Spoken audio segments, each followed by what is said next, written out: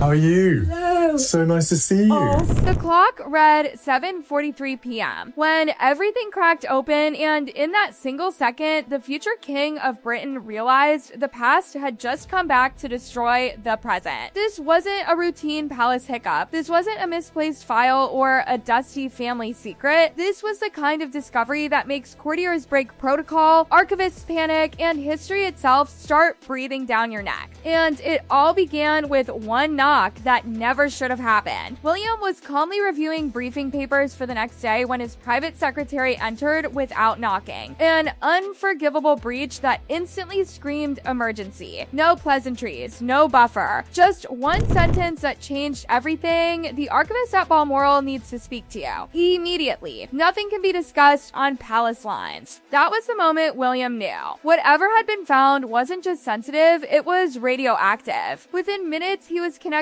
via secure channels to Margaret Thornhill, the royal archivist who had spent 3 decades guarding the monarchy's deepest secrets. This was a woman who had handled medieval manuscripts, Queen Victoria's private journals, and correspondence that could ruin reputations across centuries. And yet, her voice was shaking. Margaret didn't panic, she didn't dramatize, which is why her tremor was terrifying. She explained that earlier that afternoon, she had been inventorying boxes in a storage room untouched since the 1950s, a forgotten corner of Balmoral where history had been quietly suffocating under dust and silence. Most boxes were dull, household accounts, staff records, administrative leftovers from George VI's reign. Then she reached a cabinet pushed against the back wall. Locked. Ignored. Unlocked. Inside, it sat a box labeled with almost insulting vagueness. Private, 1940 to 1942.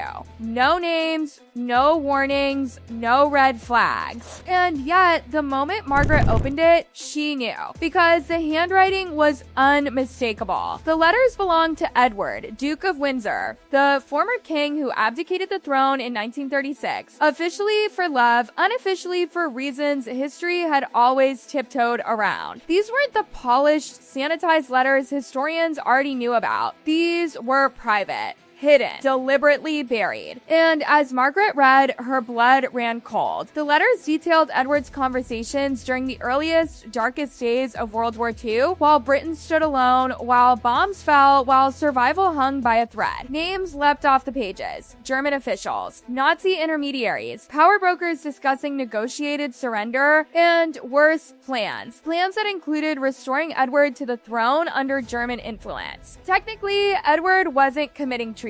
He was no longer king. The law couldn't touch him. But morally, politically, historically, this went far beyond bad judgment or misguided sympathy. This was active collaboration. Margaret stopped after a dozen letters. She physically couldn't continue. She understood instantly this wasn't an archival curiosity. This was dynamite, capable of rewriting World War II history, destroying legacies, and detonating inside the modern monarchy if it ever surfaced. So she did the only thing she could. She locked the box back into the cabinet, secured the room, and called William and only William. When she finished explaining, the line went silent. William asked one question, "Have you told anyone else?" "No," she replied, "no one. I secured everything. I contacted only you." William didn't hesitate. Absolute silence. Moved the box to the most secure vault. He would come to Balmoral himself. The call ended, and William just sat there for minutes, processing the unthinkable. Yes, Edward's Nazi sympathies had been whispered about for decades. Photos with Hitler, awkward quotes, political navet. But this wasn't sympathy, this was negotiation. While Britain burned, Edward had been discussing surrender. If these letters said what Margaret believed they said, then the monarchy's most carefully maintained myth that it stood united against Nazism was a lie by omission. And depending on who else was named, the fallout wouldn't stay in the past. Some descendants were still powerful, still visible, still protected by history's silence. William called Catherine and told her only this: "I have to fly to Scotland tonight. I'll explain later." She didn't ask questions, she heard the tone. Within hours, security scrambled. A helicopter lifted off from Kensington just after 9 p.m., carrying William toward a truth that had been locked away for 80 years. And here, right at the very beginning, is the exact moment history shifted, the discovery hit like a bolt of lightning. At 7:43 p.m. on a Tuesday in October, William was reviewing briefing papers when his private secretary entered without knocking, a breach of protocol that immediately signaled crisis. As the helicopter cut through the night sky, one question echoed louder than the engines. What if Edward hadn't abdicated just for love? What if he was removed because keeping him near power during Hitler's rise was too dangerous to risk? By the time the plane descended into Aberdeen near midnight, William understood one thing with terrifying clarity: some secrets aren't hidden to protect the past. They're hidden because revealing them would shatter the present. And in a locked vault at Balmoral Castle, a box of letters was waiting to prove just how compromised the monarchy's finest hour might really have been. Balmoral after midnight doesn't feel like a home, it feels like a vault. As the Range Rover rolled through the dark Scottish countryside, William stared out the window, barely registering the hills and shadows rushing past. He had spent countless childhood summers here, laughing, hiking, escaping the formality of palace life. But tonight, Balmoral felt different, heavy, watchful, like the walls themselves knew what they were hiding. No one spoke, not his two aides, not the driver. Everyone sensed this wasn't a routine royal visit, this was containment. When the vehicle finally stopped, Margaret Thornhill was already waiting at the entrance. Her face told the story before she said a word: pale, tight, exhausted. She had spent hours rereading the letters since her call, hoping she had misunderstood them. She hadn't. Without ceremony, she led William underground into the secure archive room, climate-controlled, windowless, silent. This was where the monarchy stored the things it never wanted daylight to touch. The box sat on the table. Plain, ordinary, almost mocking in its simplicity. 18 inches long, 12 wide, 8 deep. Nothing about it suggested it contained material powerful enough to rip holes in British history. William hesitated before opening it. He understood instinctively that this was a one-way door. Once he read those letters, there was no pretending ignorance. No going back to comforting myths. Margaret spoke quietly, almost apologetically. The box had been deliberately mislabeled, buried behind other containers, accessible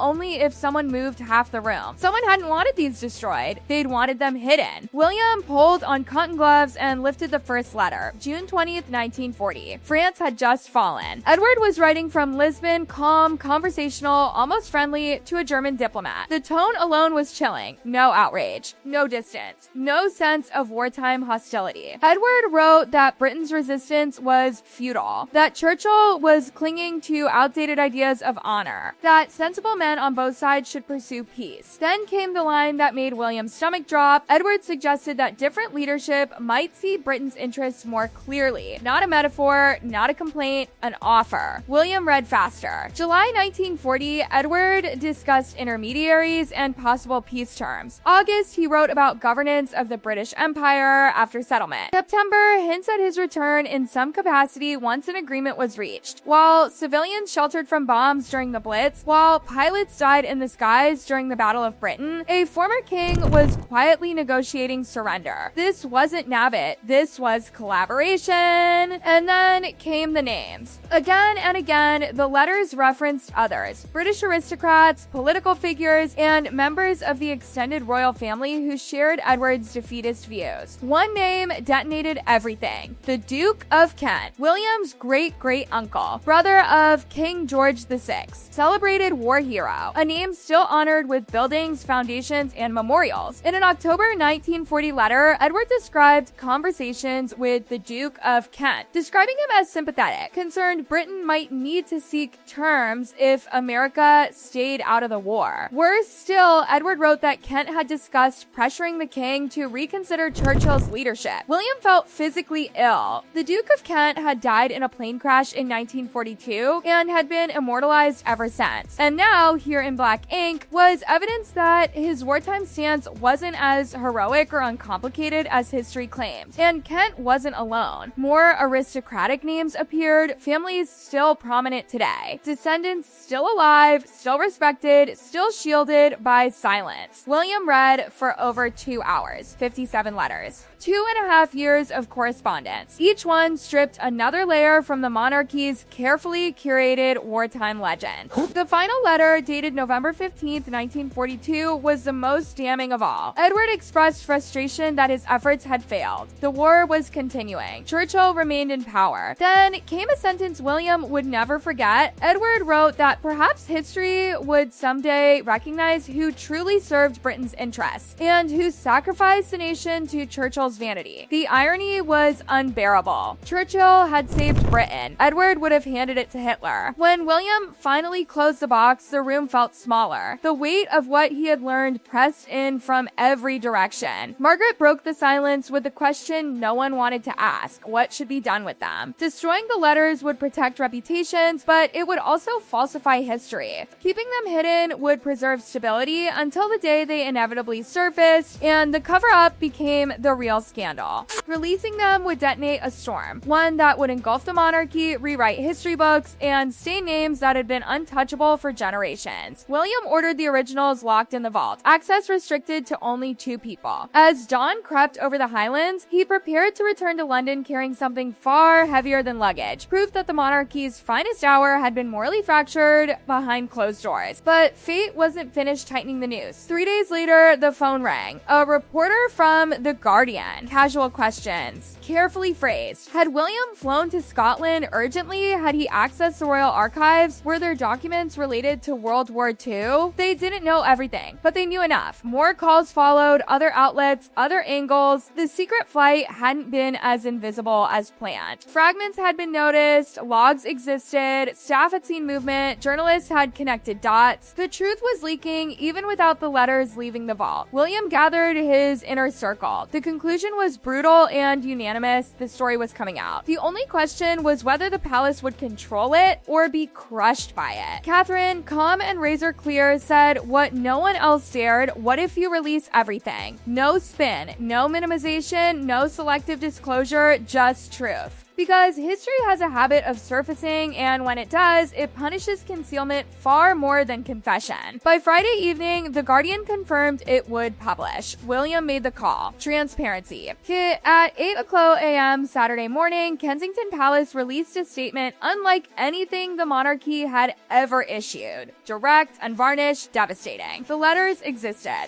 They revealed Edward's negotiations with Nazi Germany. They implicated others. They would be released in fall. The reaction was global. Edward's romantic myth collapsed overnight. Historians confirmed long-held suspicions. Commentators praised the honesty, even as the revelations scorched reputations. The monarchy didn't fall, but it was forced to confront a truth it had buried for 8 decades. Even in Britain's darkest hour, not everyone stood on the right side of history, and the future king had chosen to let the truth speak, no matter how loud the fallout. Because some secrets, once uncovered, demand daylight. And this one had waited long enough.